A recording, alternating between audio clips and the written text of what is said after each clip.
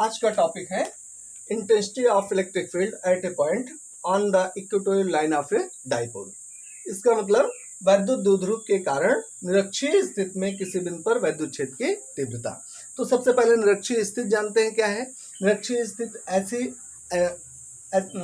ऐसी स्थिति होती है जिसमें किसी भी पॉइंट की दोनों चार्जेस, दोनों आवेशों से डिस्टेंस इक्वल होती है, दूरी बराबर होती है। तो एक तरफ एक डाइपोल लिया हमने ए बी, जिसके सिरे पर माइनस क्यू और दूसरे सिरे बी पर प्लस क्यू चार्ज है, और इसकी इक्वेटोरियल लाइन लंबार्धक रेखा पर कोई पॉइंट पी है और डाइपोल के मिडिल पॉइंट से इसकी डिस्टेंस पी की डिस्टेंस आर है। आर दूरी पर वैद्युत द्विध्रुव के मध्य बिंदु ओ से आर दूरी पर इसकी निरक्ष रेखा है। ये एक लंबार्धक रेखा निरक्ष रेखा होती है जिसकी दोनों आवेशों से दूरियां बराबर होती हैं। तो आर दूरी पर कोई पॉइंट पी है जहां हमें वैद्युत क्षेत्र की तीव्रता ज्ञात करनी है। पी पर प्लस क्यू के कारण वैद्युत क्षेत्र की तीव्रता इलेक्ट्रिक फील्ड इंटेंसिटी E1 है और माइनस क्यू के कारण पी पर वैद्युत क्षेत्र की तीव्रता E2 है। तो E1 E2 हम ज्ञात करेंगे। तो E1 पी से इस चार्ज की दूरी प्लस क्यू और माइनस क्यू चार्जों से दूरियां देखें तो पी भी equal to under root R square plus L square, क्योंकि आर इस साइड है एल इस साइड है, ये पाइथागोरस थ्योरम से।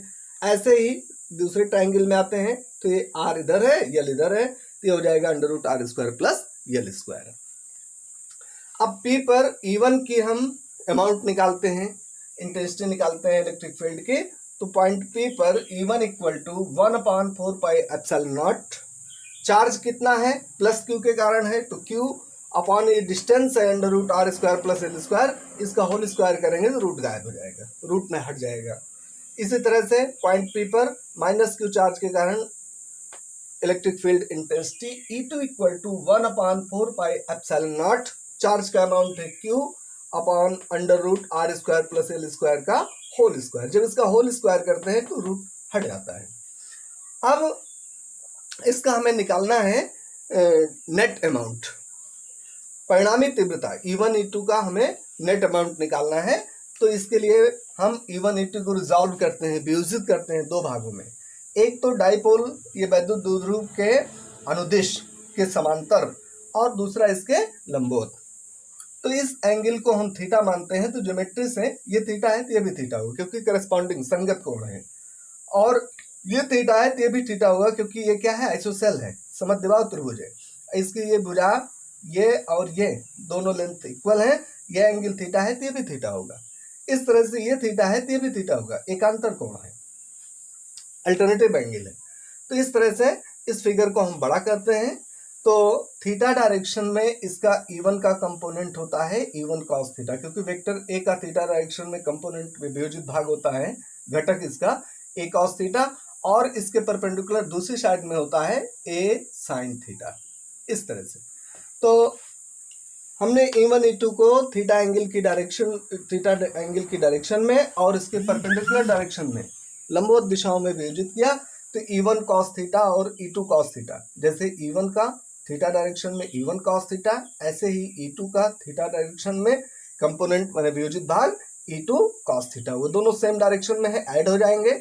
और E1 sin theta E2 sin theta equal है अमाउंट में। आप देखिए E1 जितना है उतना ही E2 भी है, और sin थीटा के मान भी इक्वल है। इधर भी E1 sin थीटा है, यहाँ भी sin थीटा है, थीटा 1 2 नहीं है।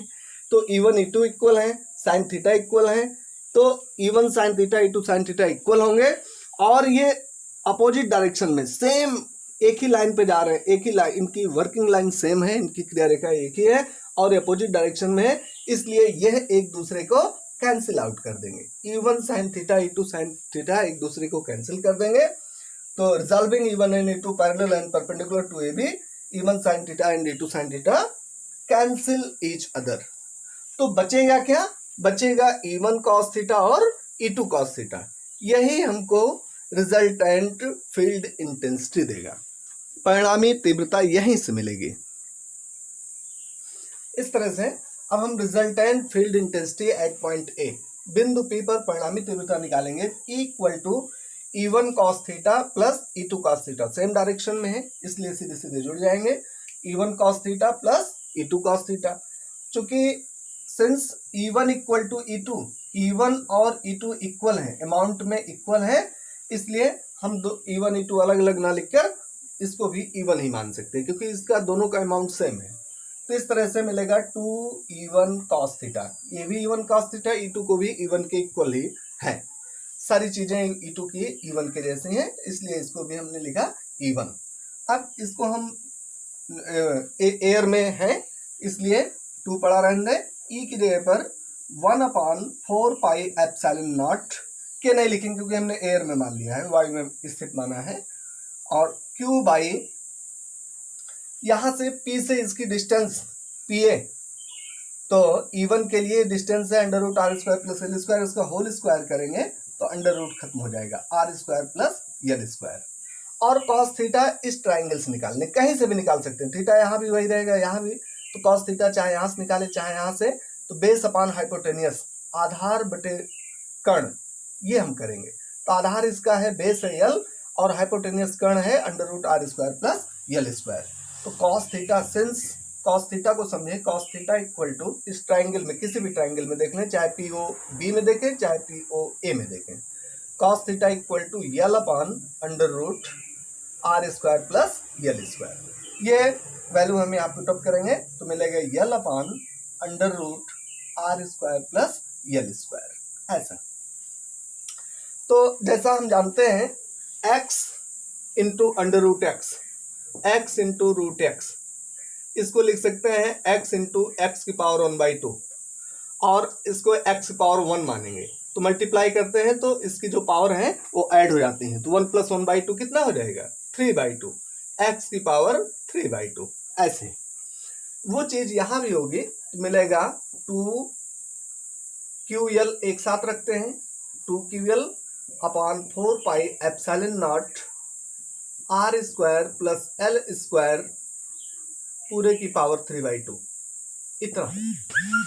लेकिन कुछ हम, but we know that 2QL is equal to P, dipole moment है, ये वैद्युत द्विध्रुव का आघूर्ण है, इसलिए 2QL की जगह पर हम लिख देंगे P, वैद्युत द्विध्रुव का आघूर्ण। तो मिला आपको 1/4 pi epsilon naught P upon R square plus L square की पावर 3/2, इतना हुआ। बहुत इंपॉर्टेंट टॉपिक है ये, इस चैप्टर का सबसे ज्यादा इंपॉर्टेंट है। इसे और आगे सॉल्व करना चाहें तो इसका रोल खत्म है, इसकी जरूरत नहीं है, इसको हटा देते हैं, काम इनका हो गया है। तो आगे देखते हैं, हमको मिला इक्वल टू